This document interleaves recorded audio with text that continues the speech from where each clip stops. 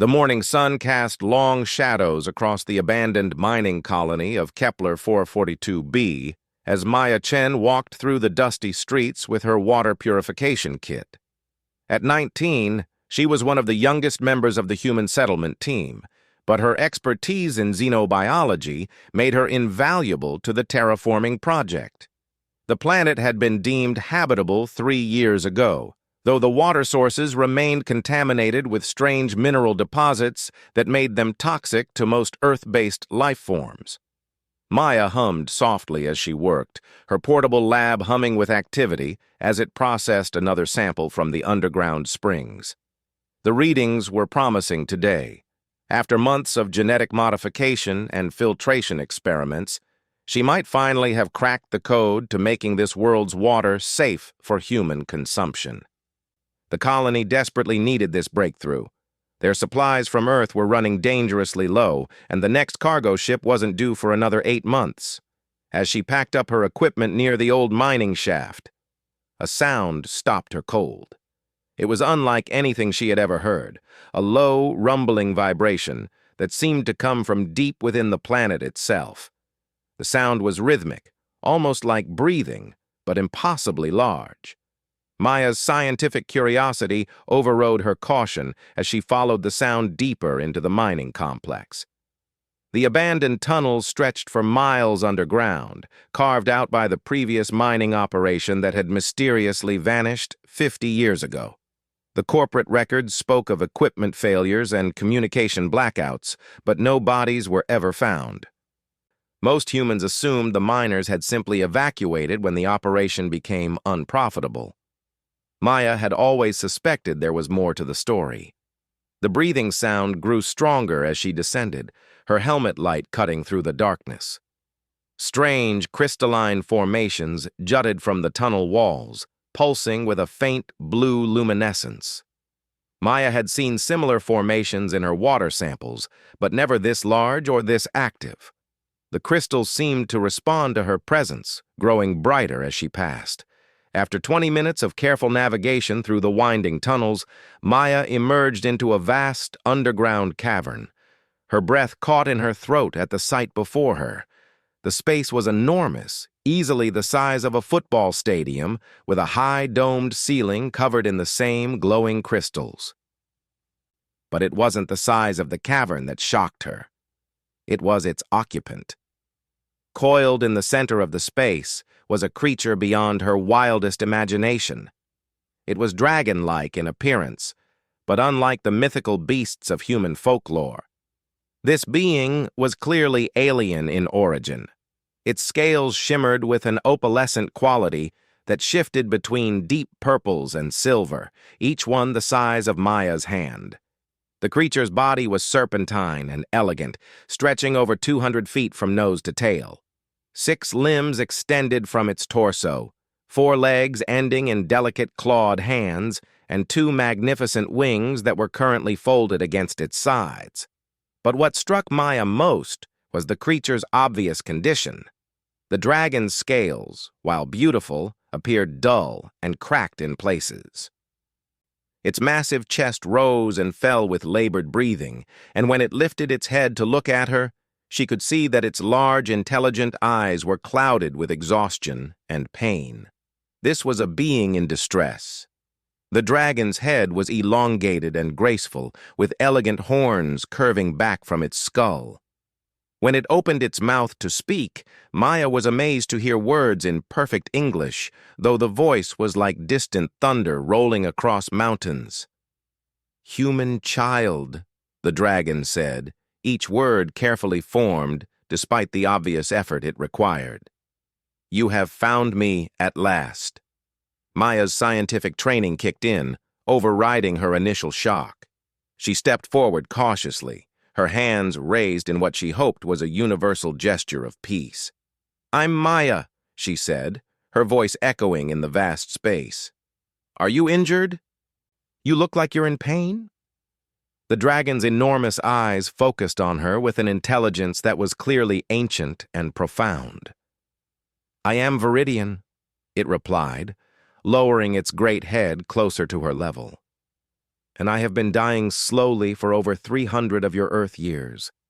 I have been waiting for someone with your species' particular gifts to arrive." Maya felt her heart racing as she processed this information. 300 years meant this creature had been here long before the first human ships had even reached this star system. "What's wrong with you?" she asked, pulling out her portable scanner and approaching slowly. "Maybe I can help." Viridian's laugh was like distant thunder. "Your generosity honors your species, young one, but my ailment is not one that can be healed with your medicine. I am dying of thirst, but not for any water that flows on this world's surface." Maya frowned, her mind racing through possibilities. "What kind of water do you need?" "I'm a xenobiologist. I specialize in making this planet's resources compatible with different forms of life." The dragon's eyes brightened with something that might have been hope. "The water I require exists only in legend among my people. It is said that the humans of Earth possess the knowledge to create it, though we believe this to be merely wishful thinking. My species requires water that has been touched by what you call life force, water that has been part of a living ecosystem that carries within it the complex molecular signatures of biological activity." Maya's mind raced as she understood. The dragon needed water that contained the full spectrum of biological compounds, proteins, amino acids, trace minerals, and organic molecules that could only come from a thriving biosphere. Earth's water was naturally rich with these compounds after billions of years of life, but this planet's water was sterile, containing only basic minerals. "The mining operation," Maya said suddenly. "They found you, didn't they?" Viridian nodded slowly. "They did. I was already weakened then, but not yet dying. Their leader, a man named Harrison, tried to help me. He and his team spent years attempting to synthesize the water I needed, but their technology was not advanced enough. Eventually, they were forced to abandon their efforts and leave this world." Maya felt pieces of the puzzle clicking into place. "But they didn't really abandon the operation. They kept it classified, hoping that future technology might be able to help you." "Indeed," Viridian confirmed. "Harrison promised that his species would return when they possessed the knowledge and tools necessary to save me. That was 50 years ago. Since then, I have grown weaker with each passing season, surviving only on the small amounts of biological matter I could extract from the hardy microorganisms that live in these caves." Maya looked around the cavern with new understanding. The crystalline formations weren't just decorative. They were some kind of biological filtration system that Viridian had grown to extract every possible trace of organic compounds from the planet's limited ecosystem. The dragon had been slowly starving for centuries, surviving on scraps. "But you can help," Viridian continued, his voice growing stronger with hope. "I have watched your work from afar. Your species has developed techniques for biological synthesis that were impossible in Harrison's time. You can create life-touched water." Maya felt the weight of responsibility settling on her shoulders. Here was an ancient, intelligent being who had been suffering for longer than human civilization had existed on this planet. And somehow, the dragon believed she possessed the key to its salvation. "I'll need to understand exactly what compounds you require," Maya said, pulling out her full analysis kit. "And I'll need to know how much water we're talking about. Can you tell me more about your species' biology?" Viridian's eyes gleamed with gratitude.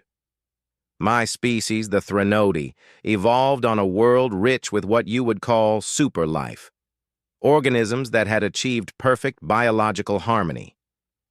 Our bodies process water not just for hydration, but as a carrier of complex biological information. We literally feed on the life force present in living water." Maya began setting up her equipment, her mind already working through the challenges. "How much do you need to recover? And how often?" "To fully restore my health, I would need approximately 1,000 liters of properly synthesized life water." but even a small amount would strengthen me considerably. I have not tasted true life water for over a century. As Maya worked, taking samples and running preliminary scans, she couldn't help but marvel at the situation. Here she was, a young human woman, possibly holding the fate of an ancient dragon in her hands. It was the kind of moment that defined what humanity was capable of, the willingness to help another being, regardless of how alien or impossible the situation might seem. "Viridian," she said, as her scanner hummed to life, analyzing the dragon's biology. "I want to help you, but I need to be honest. What you're asking for is incredibly complex. I'll need to synthesize water that contains the biological signatures of an entire ecosystem. It could take weeks or even months to develop the right formula." The dragon's great head lowered until it was only a few feet from Maya. "Young human, I have waited 3 centuries. I can wait a little longer, especially now that I have hope. Your species has already given me more than I dared dream simply by caring enough to try." Maya smiled, feeling a warmth in her chest that had nothing to do with the cavern's ambient temperature. This was why humans had spread across the galaxy, not just to explore and colonize, but to help, to solve problems, to make the universe a better place for all forms of life. "Then let's get started," she said, beginning the most important work of her life. Maya spent the next 3 weeks dividing her time between the surface colony and Viridian's underground cavern. Each day brought new challenges and discoveries as she worked to understand the complex biology of the Threnody. The dragon had been remarkably patient, sharing detailed knowledge about his species' physiology and the specific molecular structures his body required. The breakthrough came when Maya realized that she needed to think beyond simple chemistry. Life water wasn't just about having the right compounds, it was about having them in the right relationships, the same intricate web of interactions that existed in a living ecosystem. She needed to create not just water with biological molecules, but water with biological memory. Working in her makeshift laboratory near the cavern entrance, Maya began constructing what she privately called a life synthesis chamber. The device combined elements of her water purification technology with advanced biomolecular printers that could create complex organic compounds. But the real innovation was her decision to include actual living microorganisms in the process. "The key is symbiosis," she explained to Viridian during one of their daily conversations. The dragon had become an eager student of human science, asking detailed questions about Earth's ecosystems and marveling at humanity's approach to biological engineering. "I can't just manufacture the compounds your body needs. I have to create a micro-ecosystem that generates them naturally." Viridian's massive head tilted thoughtfully. "You speak as though you intend to create life itself." Maya grinned, her excitement evident.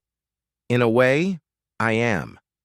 I'm going to take the hardy microorganisms from your cave system and modify them genetically to produce the same biological signatures that would exist in a thriving planetary ecosystem.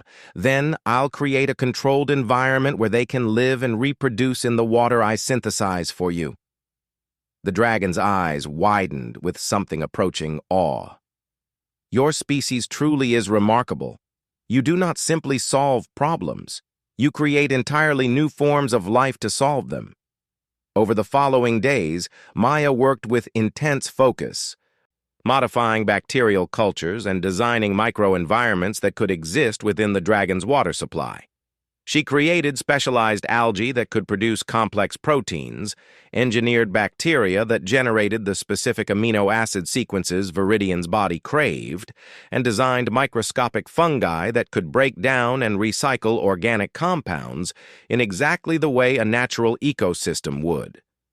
The work was exhausting, but Maya found herself energized by the dragon's presence.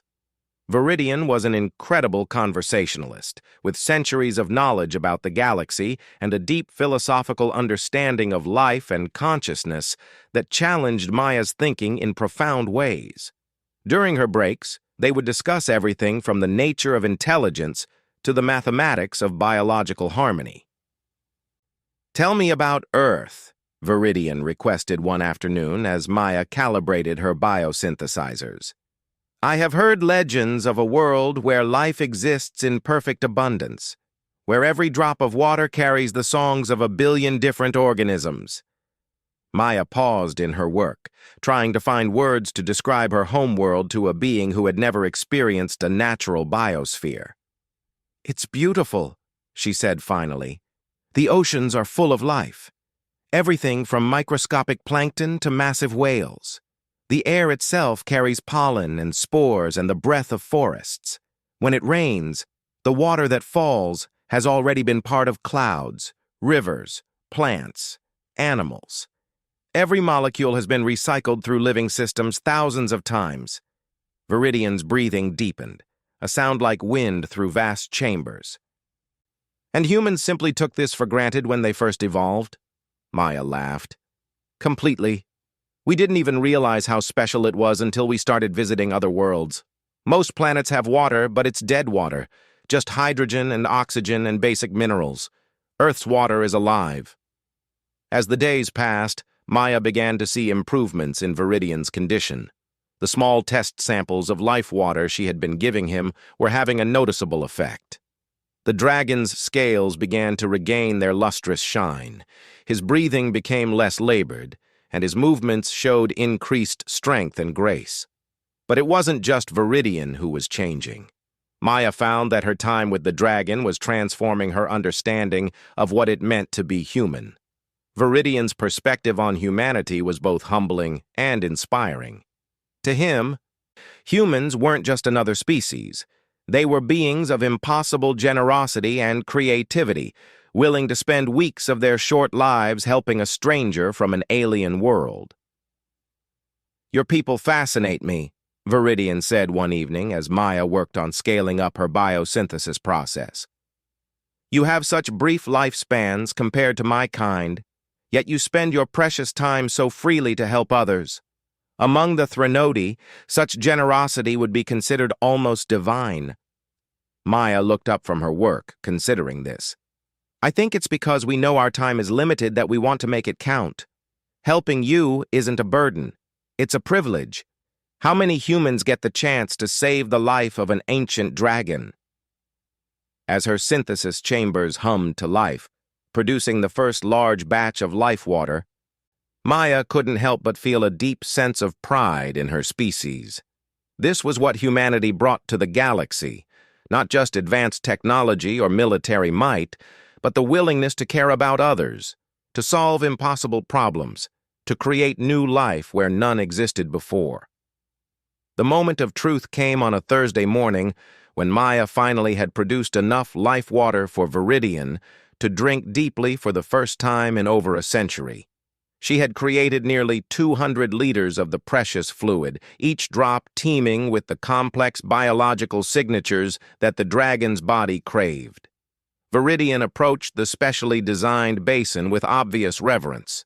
The dragon's massive form moved with a grace that had been absent when Maya first found him, his renewed strength evident in every step. As he lowered his great head to drink, Maya held her breath. The effect was immediate and dramatic. As the life water touched Viridian's lips, his scales began to glow with an inner light that Maya had never seen before. The dragon's eyes brightened, and his breathing deepened into something that sounded almost like singing.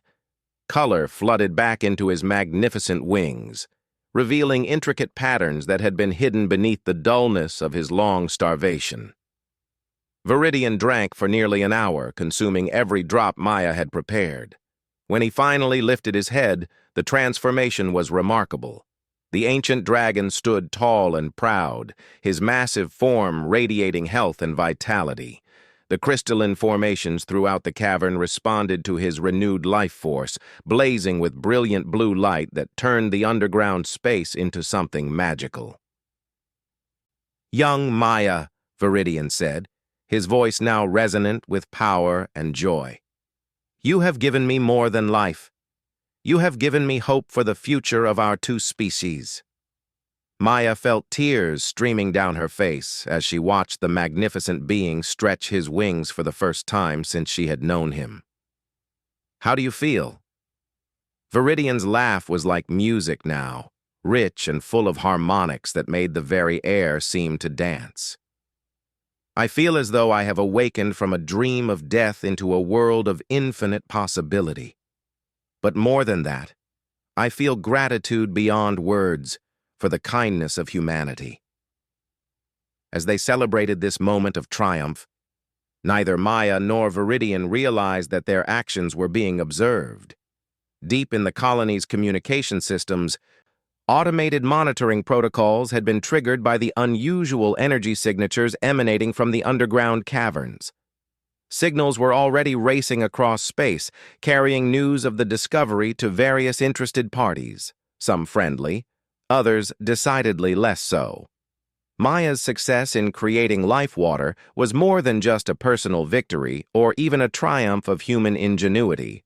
It was a proof of concept that would revolutionize how humanity approached the challenges of making alien worlds habitable.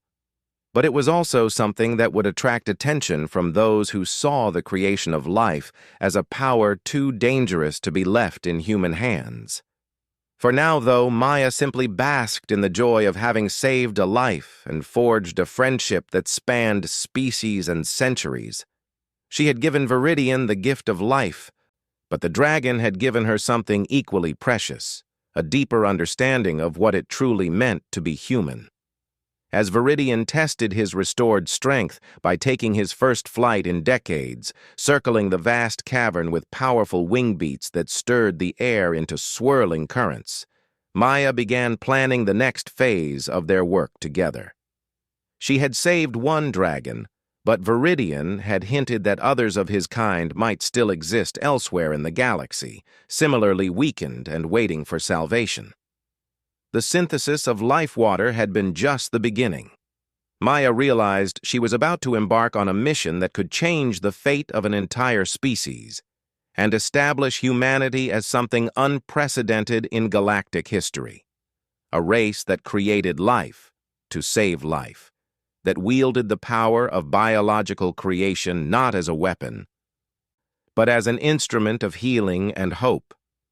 The peaceful days following Viridian's recovery were shattered when 3 sleek alien warships appeared in Kepler 442b's orbit without warning. Maya was in the underground cavern, working on expanding her life water production capabilities, when the colony's emergency sirens began wailing throughout the tunnel system. Viridian's massive head snapped up from where he had been resting, his newly restored senses immediately detecting the approaching threat. "We have visitors," he rumbled, his voice carrying undertones of concern that made Maya's blood run cold. "And they are not here for peaceful purposes." Maya's communicator crackled to life with panicked voices from the surface colony. "All personnel to emergency stations. Unknown vessels have entered our system and are demanding immediate surrender of any Threnody specimens and biological weapons." Biological weapons. Maya felt her heart sink as she realized the implications. Someone had been monitoring their work, and they had completely misunderstood what she and Viridian had accomplished. The life water technology wasn't a weapon, it was medicine, a way to heal and sustain life. But to a paranoid military mind, the ability to create complex biological systems could easily be seen as a threat. "They're talking about you," Maya said to Viridian, her voice tight with worry. "Someone thinks you're dangerous." Viridian's eyes blazed with an inner fire that Maya had never seen before. "The hegemony," he said, the word carrying centuries of bitter history. "I should have expected they would eventually discover my presence here." Maya had heard whispers of the hegemony during her xenobiology studies, a coalition of alien species that maintained galactic order through strict control of technology and biological development. They were known for their zero-tolerance policy toward what they called uncontrolled evolution, and their fear of any species that might upset the carefully maintained balance of power in the galaxy. "Maya Chen, report to the surface immediately." The voice of Colony Administrator Rodriguez crackled through her communicator. "We have a situation that requires your expertise." Maya looked at Viridian with anguish. "I have to go up there, but I won't let them hurt you. I promise." The dragon's massive head lowered until he was eye level with her. "Young friend, you have given me life, and I will not allow that gift to be wasted. But you must understand, the hegemony views my very existence as a threat to their order. To them, a species that can create life-sustaining water represents a challenge to their control over biological resources." Maya's mind raced as she tried to understand the full scope of the problem. "They think we can weaponize the life-water process." "More than that," Viridian replied grimly. "They fear that humans and Threnody working together could revolutionize how life spreads throughout the galaxy. For centuries, the hegemony has controlled which worlds become habitable and which species are allowed to expand. Your discovery changes everything." As Maya made her way to the surface, her thoughts churned with anger and determination. She had spent weeks creating something beautiful, a technology that could bring life to dead worlds and heal dying beings. The idea that someone would view this as a weapon was both heartbreaking and infuriating. The scene at the surface was tense and chaotic. The three hegemony vessels hung in the sky like dark birds of prey, their angular designs bristling with weapons. Maya could see the fear in her fellow colonists' faces as they gathered in the main administrative building. Administrator Rodriguez, a stern woman in her 50s who had led the colony through numerous crises, looked relieved when Maya arrived. "They're demanding to speak with whoever is responsible for unauthorized biological experimentation with restricted species," she explained quickly. "They seem to think we're developing some kind of bioweapon." Maya felt a surge of protective anger. "Viridian isn't a weapon. He's a person. And I saved his life." Before Rodriguez could respond, the main view screen activated, revealing the bridge of the lead hegemony vessel.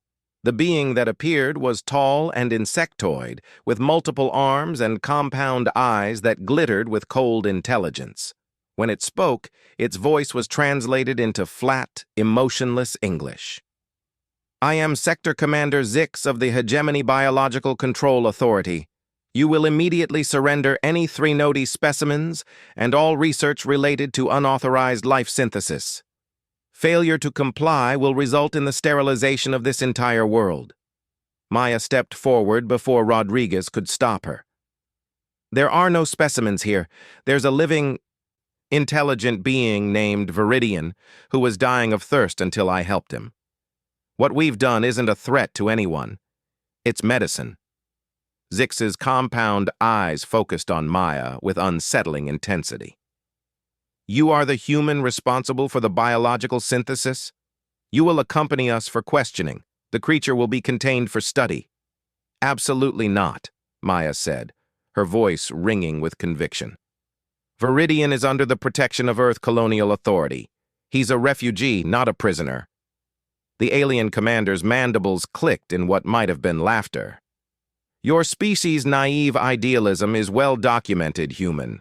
You do not understand the forces you have unleashed. The ability to create life-sustaining environments on command threatens the very foundation of galactic civilization." Maya felt her anger boiling over. "The foundation of your civilization, you mean?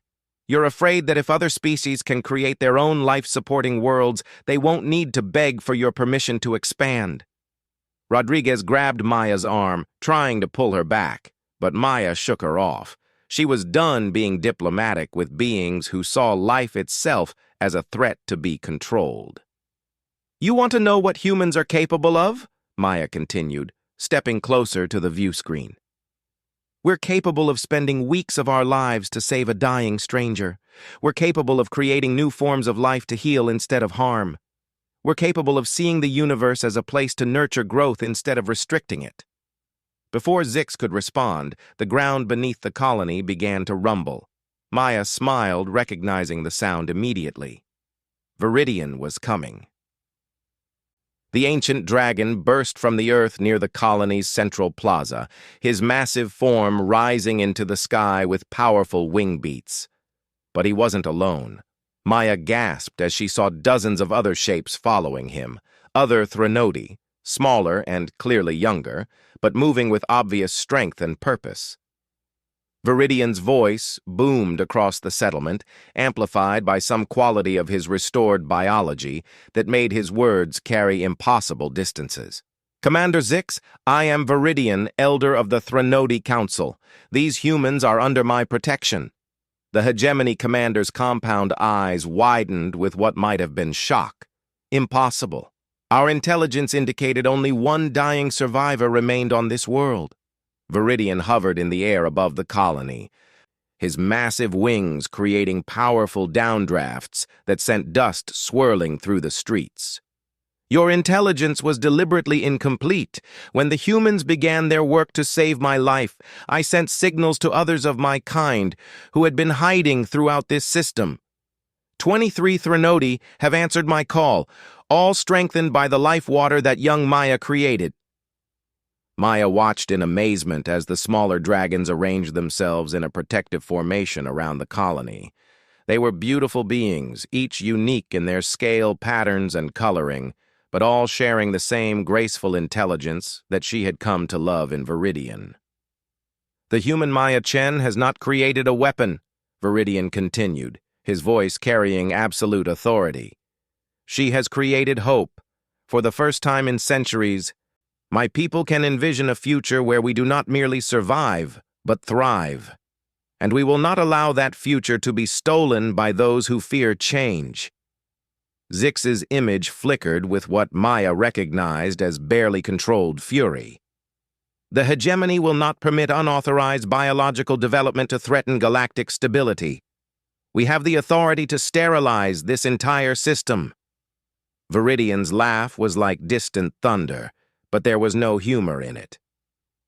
"You are welcome to try, Commander, but I should inform you that the 23 Threnodi present represent only those who could reach this world quickly. Word of humanity's gift has already spread throughout the galaxy. Dozens of my people are even now making their way to human worlds, seeking the healing that only human science can provide." Maya felt a chill of understanding. This wasn't just about one dragon or one colony anymore. The discovery of life water synthesis had the potential to create an alliance between humanity and an ancient, powerful species that had been scattered and weakened for centuries. "Moreover," Viridian continued, "we have shared our knowledge of galactic history with our human friends. They now know the truth about the hegemony's role in the destruction of life-bearing worlds and the systematic genocide of species deemed evolutionarily dangerous."